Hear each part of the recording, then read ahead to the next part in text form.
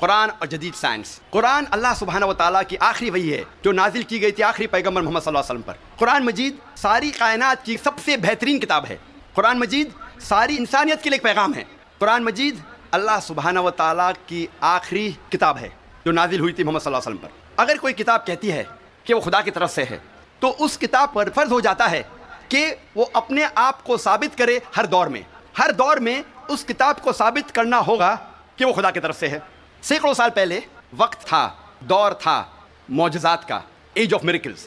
الحمدللہ قرآن مجید is a miracle of miracles. قرآن مجید معجزوں کا معجزہ ہے۔ اس کے بعد آیا دور ادب کا، لٹریچر، پوئٹری۔ الحمدللہ مسلمان اور غیر مسلمان عربی داں یہ کہتے ہیں کہ عربی میں سب سے بہترین کتاب عربی ادب کے لحاظ سے وہ ہے قرآن مجید۔ اور اللہ سبحانہ و تعالیٰ چنوتی دیتے ہیں قرآن مجید میں۔ اللہ سبحانہ و تعالیٰ چیلنج کرتے ہیں سورہ بقرہ میں، سورہ نمبر 2 آیت نمبر 23 اور 24 میں اللہ سبحانہ کہتے ہیں وَإِن كُنتُمْ فِي رَيْبٍ مِّمَّا نَزَّلْنَا عَلَىٰ عَبْدِنَا، اور اگر آپ کو شک ہے کہ ہم نے یہ کتاب نازل کی ہمارے بندے پر، اگر آپ کو شک ہے فَأْتُوا بِسُورَةٍ مِّن مِّثْلِهِ، تو آپ ایک سورہ قرآن مجید جیسی پیش کیجئے۔ مِن مِّثْلِهِ، ہو بہو نہیں، قرآن مجید جیسی ایک سورہ آپ پیش کیجئے۔ وَادْعُوا شُهَدَاءَكُم مِّن دُونِ اللَّهِ إِن كُنتُمْ صَادِقِينَ، اور بلاؤ اپنے مددگار کو اور اپنے گواہ کو اللہ کے علاوہ اگر آپ سچے ہیں۔ فَإِن لَّمْ تَفْعَلُوا، اور اگر آپ نہیں پیش کر سکتے، وَلَن تَفْعَلُوا، اور آپ ہرگز پیش نہیں کر سکتے، فَاتَّقُوا النَّارَ الَّتِي وَقُودُهَا النَّاسُ وَالْحِجَارَةُ أُعِدَّتْ لِلْكَافِرِينَ، تو ڈرو اس آگ سے جس کا ایندھن انسان اور پتھر ہے، جو انکار کرنے والوں کے لیے تیار کیا ہے۔ اللہ سبحانہ و تعالیٰ ان دو آیتوں میں چنوتی دیتے ہیں، انسانوں کو چیلنج کرتے ہیں۔ یہ اس وقت دور تھا عربی ادب کا، اس وقت عربوں کو ناز تھا اپنی عربی زبان پر، اور وہ سمجھتے تھے کہ ان سے بہتر دنیا میں کوئی نہیں ہے۔ اس وقت اللہ سبحانہ و تعالیٰ قرآن مجید نازل کرتے ہیں اور ساری انسانیت کو چنوتی دیتے ہیں، چیلنج کرتے ہیں کہ اگر آپ کو شک ہے کہ یہ کتاب خدا کی طرف سے نہیں ہے تو آپ قرآن مجید جیسی ہو بہو نہیں، ملتی جلتی، ہو بہو تو دور کی بات ہے، ایک سورہ پیش کرو۔ اور قرآن مجید کی سب سے چھوٹی صورت ہے 3 آیتوں کی، صرف 10 الفاظ۔ بہت لوگوں نے کوشش کی، ایک انسان نے بھی کامیابی نہیں پائی، اور تا قیامت کوئی بھی قرآن مجید جیسی قریباً ایک سورہ بھی پیش نہیں کر پائیں گا۔ لیکن آج کا دور ادبی دور نہیں ہے، it's not an age of literature and poetry.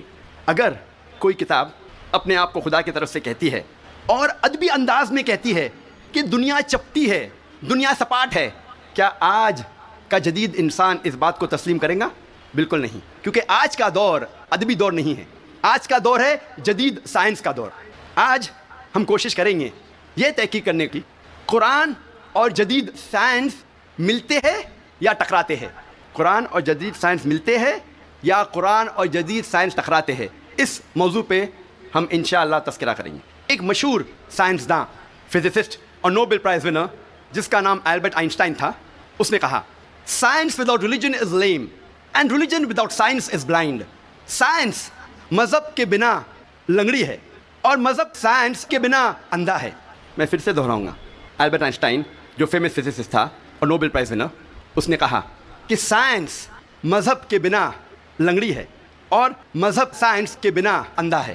میں آپ کو یاد دلانا چاہتا ہوں کہ قرآن مجید سائنس کی کتاب نہیں ہے، SCIENCE، لیکن ہے سائنس کی کتاب، SIGNS۔ یہ ہے نشانیوں کی کتاب، آیتوں کی کتاب۔ اور قرآن مجید میں 6000 سے زیادہ نشانیاں ہیں، 6000 سے زیادہ آیتیں ہیں، ان میں سے 1000 سے زیادہ الحمدللہ سائنس کے بارے میں ذکر کرتی ہے۔ آج کی اس تقریر میں میں صرف ان سائنٹیفک فیکٹس، سائنس کے حقائق کے بارے میں ذکر کروں گا which have been established، جو سائنسداں ثابت کر چکے ہیں۔ Scientific hypotheses, scientific theories, scientific نظریہ، ان کے بارے میں ذکر نہیں کروں گا، کیونکہ ہم جانتے ہیں کہ many a time scientific hypotheses, theories take U turns. یہ سائنس کے نظریے جو ہیں کئی بار وہ اپنے نظریے سے پلٹ جاتے ہیں۔ اسی لیے اس تقریر میں صرف میں سائنٹیفک فیکٹس کے بارے میں ذکر کروں گا، سائنس کے حقائق کے بارے میں۔ سب سے پہلے ہم تذکرہ کریں گے ایسٹرونومی کے بارے میں، فلکیات کے بارے میں۔ 35 سے 40 سال پہلے کچھ سائنسداں نے تحقیق کی ایک موضوع پہ، تخلیق کائنات، مطلب کریشن آف دی یونیورس۔ اور ان سائنسداں نے کہا کہ ہماری کائنات سب سے پہلے ایک پرائمری نیبولا تھا، بنیادی گولا، ابتدائی گولا، اس کے بعد there was a secondary separation, دوسری جدائی، دوسری علیحدگی، اور ایک بڑا دھماکہ ہوتا ہے بگ بینگ۔ اس کے بعد وجود میں آیا گیلیکسیز، کہکشائیں، ستارے، سیارے، چاند، سورج اور یہ زمین جس میں ہم رہتے ہیں۔ اسے سائنسداں نے کہا بگ بینگ، بڑا دھماکہ۔ یہ جو سائنسداں نے تقریباً 40 سال پہلے ڈھونڈا کس طریقے سے کائنات وجود میں آئیں، تخلیق کائنات، قرآن مجید میں اس کا ذکر 1400 سال پہلے ہے۔ اور میں نے اس تقریر کے شروع میں ایک آیت کی تلاوت کی، سورہ انبیاء کی، سورہ نمبر 21 آیت نمبر 30، جہاں اللہ سبحانہ تعالیٰ فرماتے اولم یر الذین کفروا، کیا انکار کرنے والے یہ نہیں جانتے ان السماوات والارض کانتا رتقا ففتقناہما، کہ زمین اور آسمان ایک تھے، جڑے ہوئے تھے اور ہم نے انہیں جدا کیا۔ یہ جو تخلیق کائنات، creation of the universe, big bang, بڑا دھماکہ جو سائنسداں کو 40 سال پہلے پتہ چلا، قرآن مجید میں اس کا ذکر ہے 1400 سال پہلے۔ قرآن مجید میں اللہ سبحانہ تعالیٰ فرماتے ہیں سورہ فصلت میں، سورہ نمبر 41 آیت نمبر 11 اور 12 میں، کہ اللہ سبحانہ و تعالیٰ نے آسمان کی طرف دیکھ کے کہا جب وہ دھواں تھا کہ آسمان اور زمین ایک ساتھ آ جاؤ، ولنگلی اور انولنگلی، اپنے مرضی سے یا اپنے مرضی کے بنا، اور ان نے کہا کہ ہم اپنے مرضی سے ایک ساتھ آ جاتے ہیں۔ قرآن مجید میں لکھا ہے کہ آسمان سب سے پہلے دھواں تھا، عربی لفظ ہے دخان، اور آج کے سائنسداں یہ کہتے ہیں کہ کائنات بننے کے پہلے یہ آسمان دھواں تھا، انگلش میں کہتے ہیں گیس، لیکن عربی میں دخان کے معنی ہے اسموک۔ کچھ مفسرین نے ترجمہ کیا مسٹ، دھند، جو میرے حساب سے صحیح ترجمہ نہیں، کیونکہ دھند ہوتا ہے ٹھنڈا اور دھواں ہوتا ہے گرم۔ دھماکے کے بعد ہم اکثر دیکھتے ہیں گرم دھواں، دھند نہیں دیکھتے۔ تو قرآن مجید میں لکھا ہے کہ آسمان تھا دھواں، اور آج سائنس یہ کہتی ہے کہ اسموک گیس سے اور بہترین لفظ ہے۔ جو قرآن مجید میں دخان لکھا ہے وہ گیس سے اور بہترین ہے، اور scientifically smoke is a better word than gas. آپ سوچ سکتے ہیں قرآن مجید میں اس کا ذکر ہے 1400 سال پہلے۔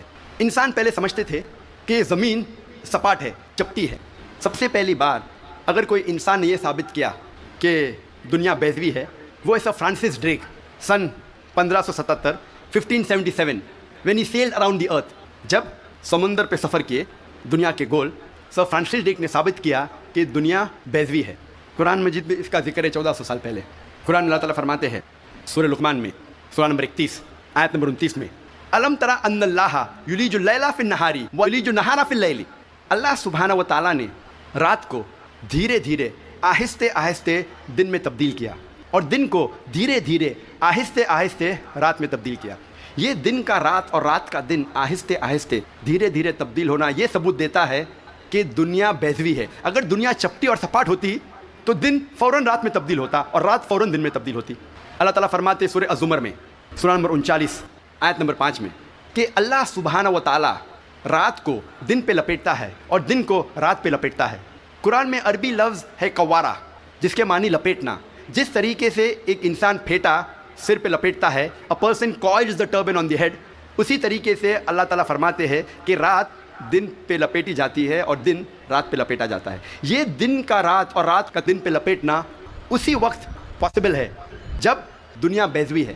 اگر دنیا چپٹی اور سپاٹ ہوتی تو ممکن نہ ہوتا۔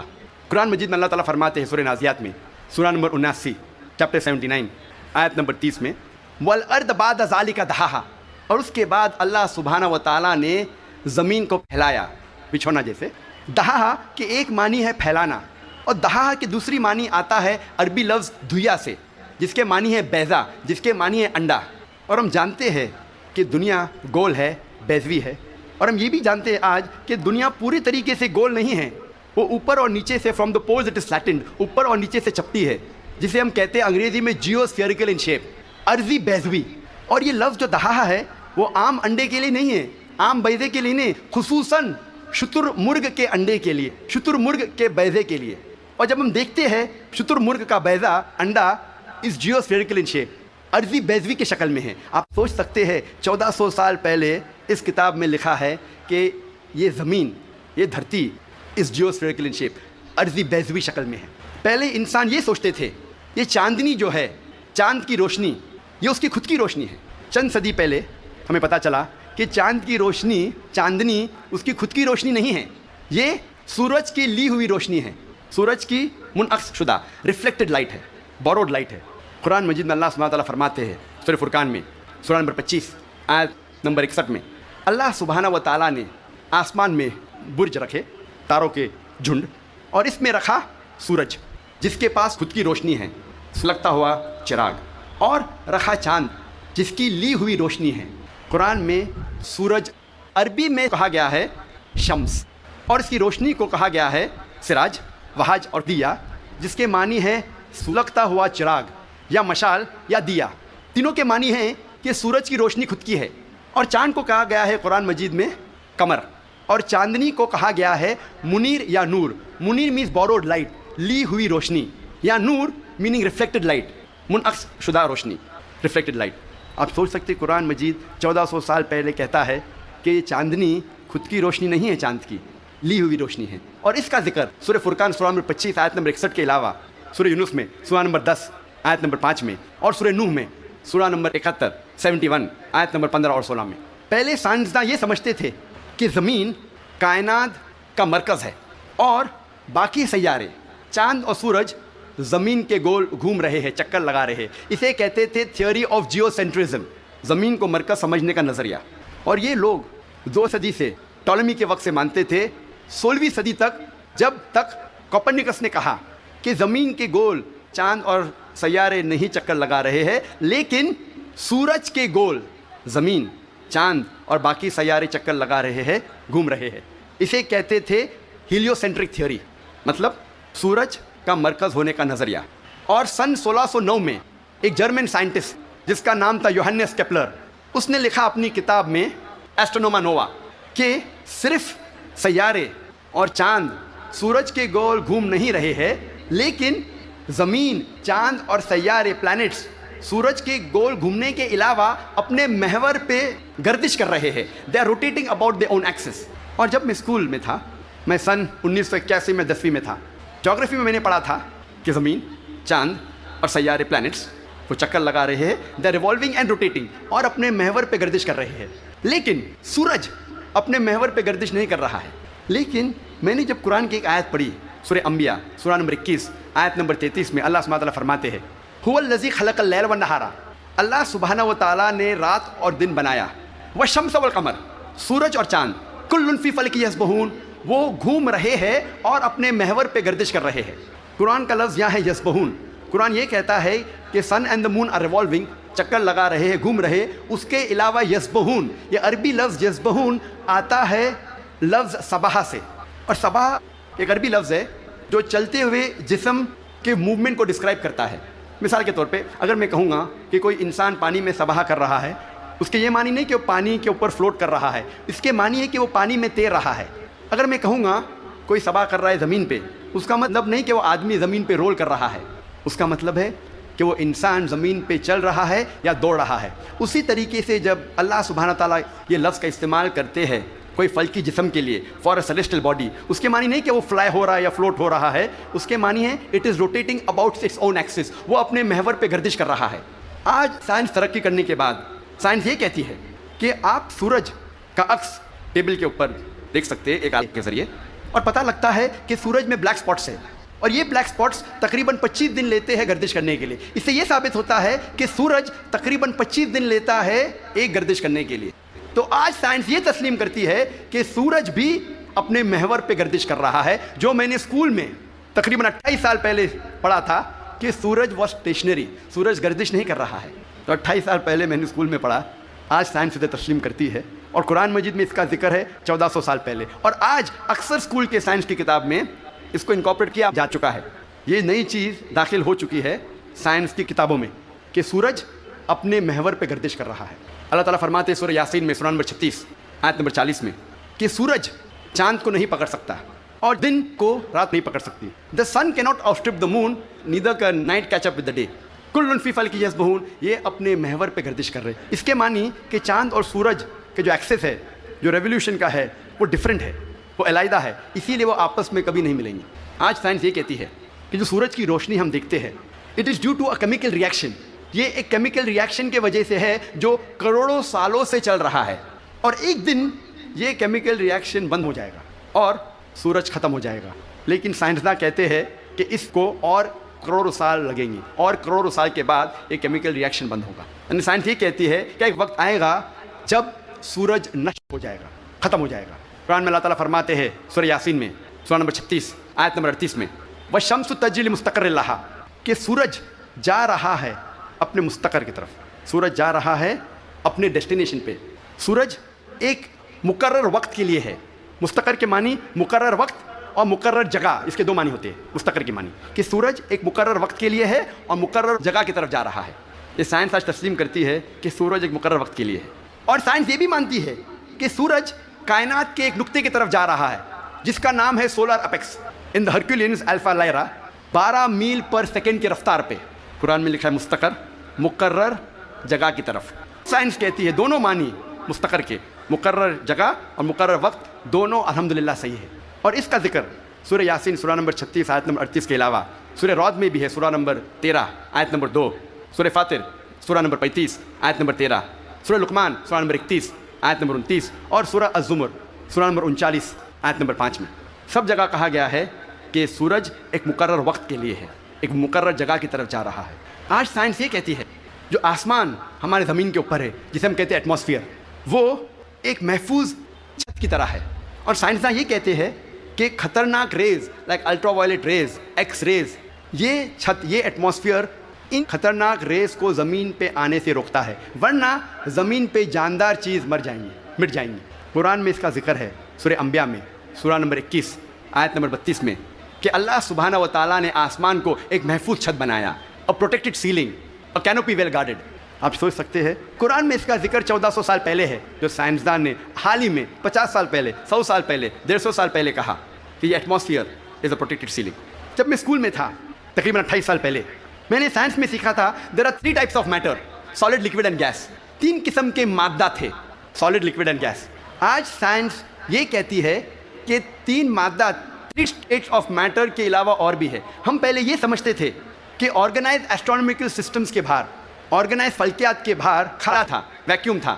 آج سائنس کہتی ہے کیا انٹرسٹیلر اسپیس، سیارے کے بیچ مادے کے پل ہے، برجز آف میٹر ہے، جسے آج ہم کہتے ہیں پلازما، جسے سائنسداں کہتے ہیں 4th اسٹیٹ آف میٹر، 4تھی قسم مادے کی آج سائنسداں کہتے ہیں پلازما ہے. قرآن میں اس کا ذکر 1400 سال پہلے ہے، سورہ فرقان میں سورہ نمبر 25 آیت نمبر 59 میں 59 میں کہ اللہ سبحانہ و تعالیٰ نے زمین اور آسمان کو بنایا اور اس کے بیچ میں ساری چیزیں بنائیں. مطلب زمین اور آسمان کے بیچ میں ویکیوم نہیں ہے.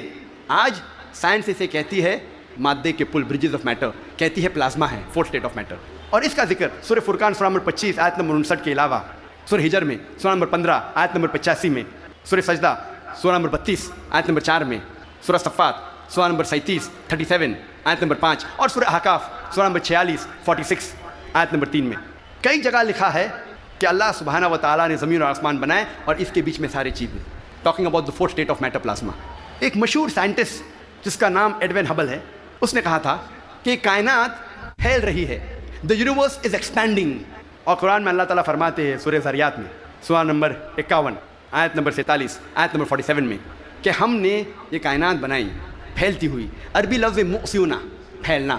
اور آج سائنس اس کو تسلیم کرتی ہے کہ ہماری کائنات پھیل رہی ہے، our universe is expanding. کئی دشمن اسلام یہ کہیں گے، جو کرٹکس آف اسلام یہ کہیں گے کہ قرآن مجید میں فلکیات کا ذکر ہونا کوئی عجوبہ نہیں، نتھنگ گریٹ، کوئی بڑی بات نہیں ہے کہ قرآن مجید میں فلکیات کا ذکر ہے، کیونکہ عرب فلکیات میں ماہر تھے. میں اس بات کو مانتا ہوں کہ عرب فلکیات میں ماہر تھے، لیکن ان سے یہ کہنا چاہتا ہوں کہ قرآن مجید نازل ہونے کے بعد کچھ صدی بعد عرب فلکیات کے میدان میں ماہر بنے. تو قرآن مجید سے عرب نے فلکیات سیکھا، نہ کہ الٹا. اب ہم ذکر کریں گے طبیعت کا. طبیعت انگلش میں کہتے ہیں فزکس.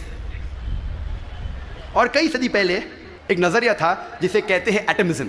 اور 23 صدی پہلے گریکس، پرٹیکولرلی ڈیموکریٹس، ان نے یہ ایٹمزم کے بارے میں سب سے پہلے کہا، ایٹمزم کے نظریے کے بارے میں، اور کہا کہ میٹر کے سب سے چھوٹے حصے کو کہتے ہیں ایٹم، مادہ کے سب سے چھوٹے حصے کو کہتے ہیں ذرہ.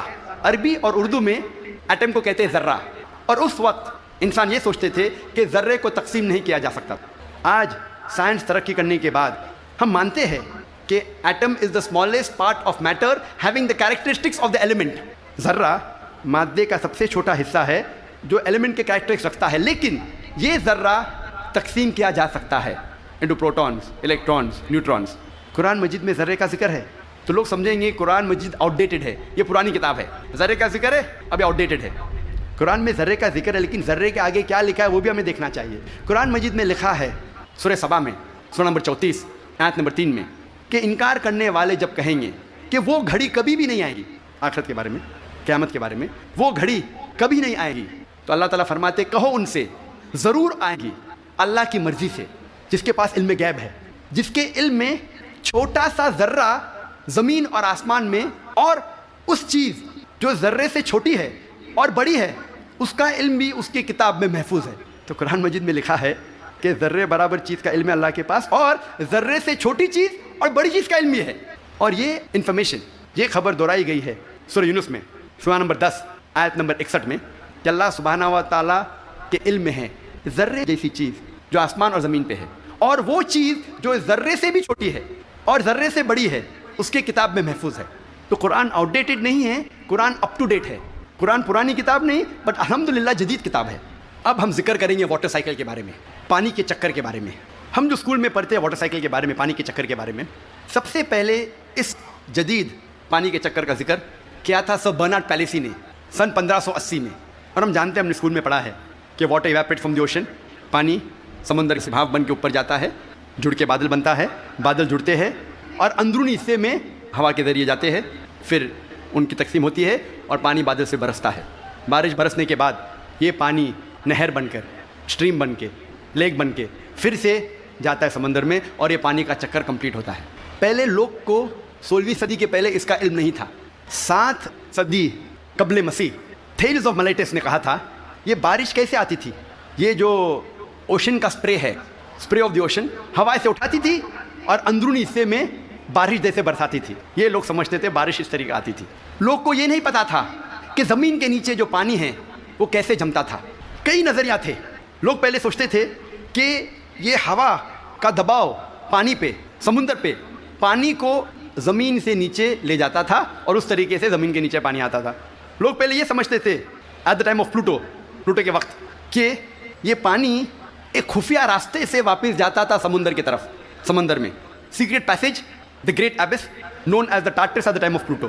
ایک خفیہ راستے سے پانی زمین کے نیچے سے جاتا تھا سمندر میں، اسے کہتے تھے گریٹ ایبس ٹارٹرس۔ اور یہ لوگ سمجھتے تھے 16ویں صدی تک۔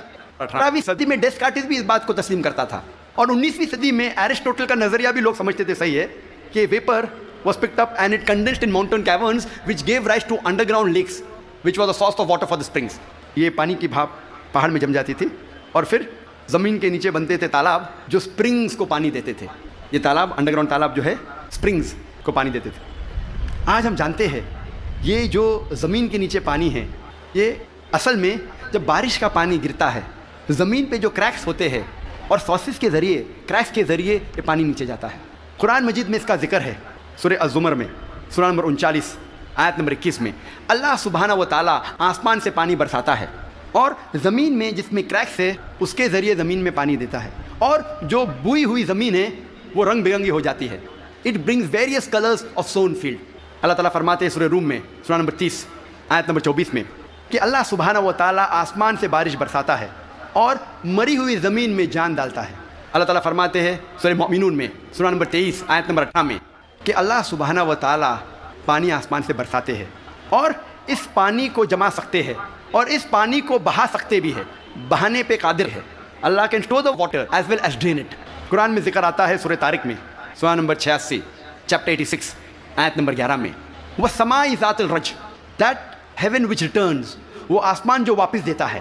ایک معنی وَالسَّمَاءِ ذَاتِ الرَّجْعِ کی ہے کہ جو ڈینجرس ریز ہے، ultraviolet rays, X rays, جو زمین پہ آنے کے پہلے آسمان اسے واپس پھینک دیتا ہے اس طرف۔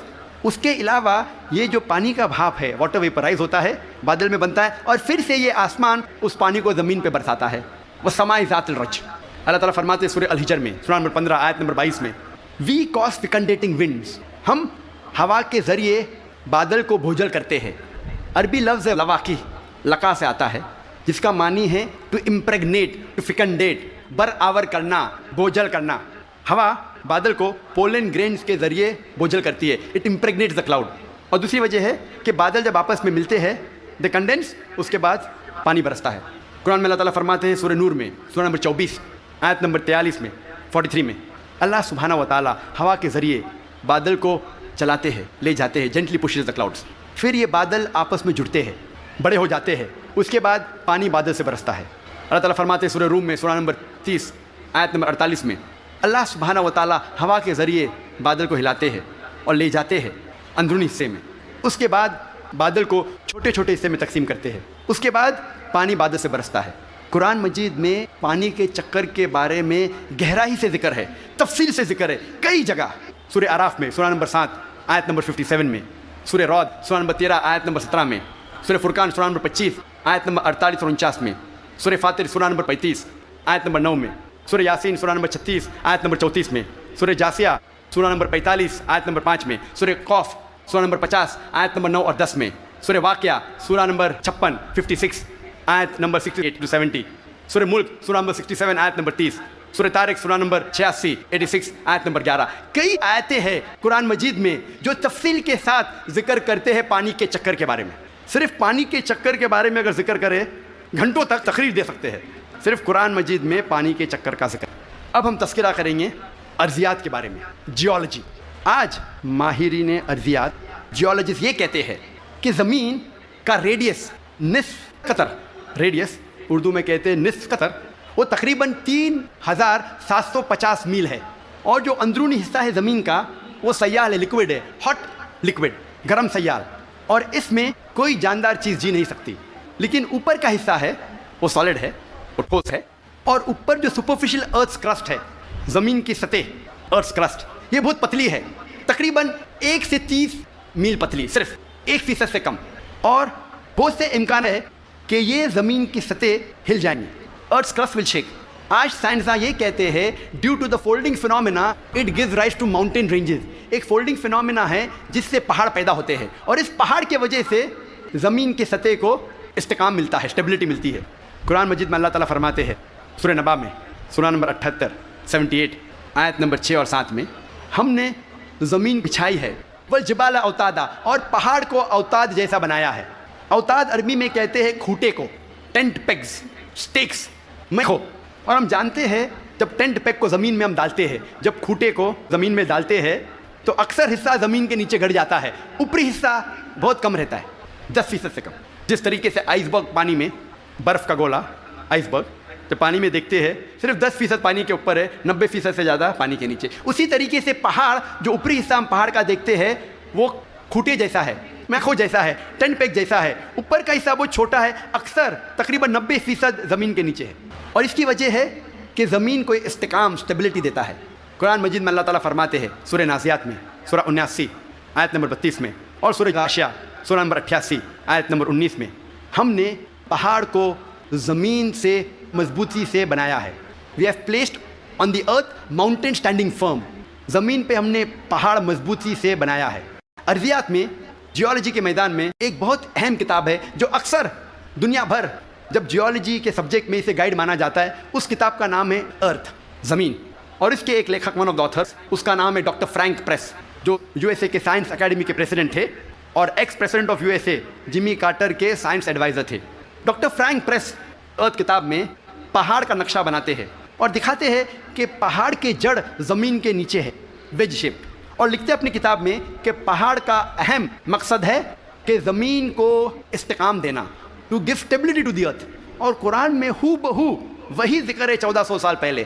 سورہ انبیاء میں سورہ نمبر 21 آیت نمبر 31 میں، سورہ نحل سورہ نمبر 16 آیت نمبر 15 اور سورہ لقمان سورہ نمبر 31 آیت نمبر 10 میں، کہ ہم نے زمین پر پہاڑ جما کے رکھا ہے تاکہ زمین نہ ہلے. تو قرآن میں لکھا ہے پہاڑ کا اہم مقصد ہے زمین کو ہلنے سے بچانا، to give stability to the earth, to prevent the earth from shaking. آپ سوچ سکتے ہیں قرآن مجید میں 1400 سال پہلے اس کا ذکر ہے، اور سائنسداں نے آج کل حال ہی میں 50 سال پہلے، 100 سال پہلے، 200 سال پہلے اسے تسلیم کیا. اور قرآن میں اس کا ذکر 1400 سال پہلے ہے. اب ہم تذکرہ کریں گے علم بحر کے بارے میں، اوشنوگرافی کے بارے میں. اور اوشنوگرافی کے فیلڈ میں قرآن مجید میں اللہ سبحانہ تعالیٰ فرماتے ہیں سورہ فرقان میں سورہ نمبر 25 آیت نمبر 53 میں، 53 میں، اللہ سبحانہ و تعالیٰ نے 2 قسم کے پانی بنائے ہیں، ایک پینے والا اور میٹھا، اور دوسرا کھارا اور کڑوا. اور دونوں کے بیچ اللہ نے ایک برزخ بنایا ہے، بنا دکھنے والا ایک ویل، ایک پردہ. عربی میں لفظ برزخ، برزخ کے معنی پردہ. جس طریقے سے انسان مرتا ہے اور واپس سے قیامت میں اٹھنے کے پہلے ہم کہتے ہیں برزخ میں ہے, انسین, جو دیکھے نہیں جا سکتا ہے وہ زندگی. قرآن میں کہا گیا برزخ, نہ دیکھے جانے والا پردہ. قرآن میں پھر سے اس کا ذکر ہے سورہ رحمان میں, سورہ نمبر 55 آیت نمبر 19 اور 20 میں, جو آج ہمارے ننھے سے قاری نے اس کی تلاوت کی. مرج البحرین یلتقیان بینہما برزخ یلابگیان, کہ اللہ سبحانہ و تعالیٰ نے دو قسم کے پانی بنائے جو آپس میں ملتے ہیں, لیکن ان کے درمیان ایک برزخ ہے, ان کے درمیان ایک پردہ ہے.